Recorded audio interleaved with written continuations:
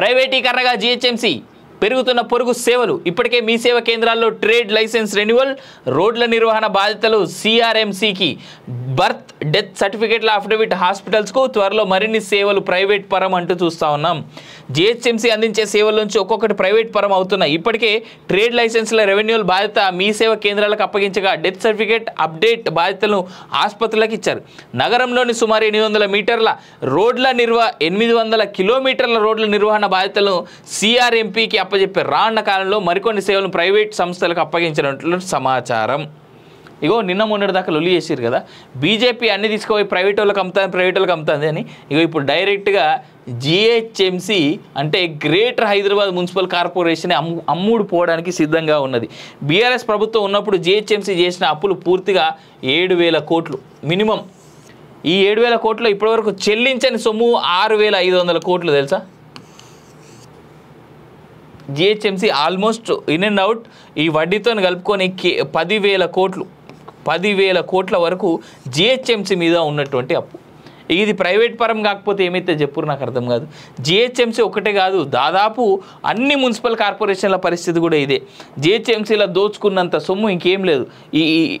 నేను ఒక రిక్వెస్ట్ చేస్తా ఉన్నా ఈ కాంగ్రెస్ ప్రభుత్వాన్ని, ఏం తెలుసా, మన మాజీ మేయర్ ఎవరు, బొంతు రామ్మోహన్ ఒకరు, తర్వాత ప్రస్తుతం ఉన్నటువంటి విజయలక్ష్మి, తర్వాత ఈ డిప్యూటీ మేయర్లు వాళ్ళు వీళ్ళు జీహెచ్ఎంసీతో అనుబంధం ఉన్నటువంటి ఆ మినిస్టర్లు ఎవరైతే ఉన్నారో, గత మినిస్టర్ కేటీఆర్ ఒక్కడే కాబట్టి 10 ఏళ్ల పాటు దీనికి సంబంధించి వీళ్ళ ముగ్గురు మీద విచారణ జరిపి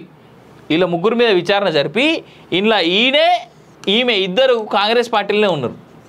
ఒక ఈయనే బీఆర్ఎస్ అఫీషియల్ లీడర్ కాబట్టి ఇంకా బీఆర్ఎస్లో ఉన్నాడు.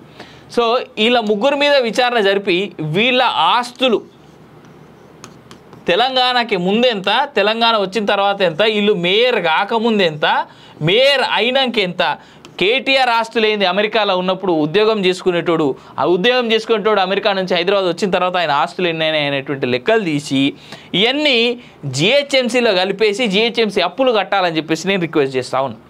సో అట్లా ఇటు బొంతు రామ్మోహన్ బినామీల ఆస్తులు, విజయలక్ష్మి బినామీల ఆస్తులు, విజయలక్ష్మికి సంబంధించినటువంటి సొంత ఆస్తులు, అట్లే కేటీఆర్ సంపాదించుకున్నటువంటి ఆ సొంత ఆస్తులు బినామీ ఆస్తులు అన్నీ కలిపి తీసుకొచ్చి అమ్ముడు పెట్టి జీహెచ్ఎంసీ అప్పులన్నీ కట్టేయాలని చెప్పేసి నేను వినతిని ఈ సందర్భంగా నేను చెప్తా ఉన్నా రేవంత్ రెడ్డి గారికి.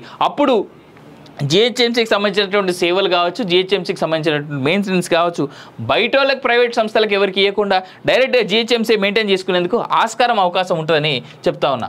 నాకేం తెలీదు, దేవుడే చెప్పాడు. అదాని గురించి ఈడీ ప్రశ్నిస్తే మోడీ ఇచ్చే ఆన్సర్ ఇదేనేమో. ప్రధానిపై రాహుల్ గాంధీ విమర్శలు పాట్నా పాలిగంజ్ బహిరంగ సభలో కూలిన స్టేజ్ అంటూ చూస్తా ఉన్నాం.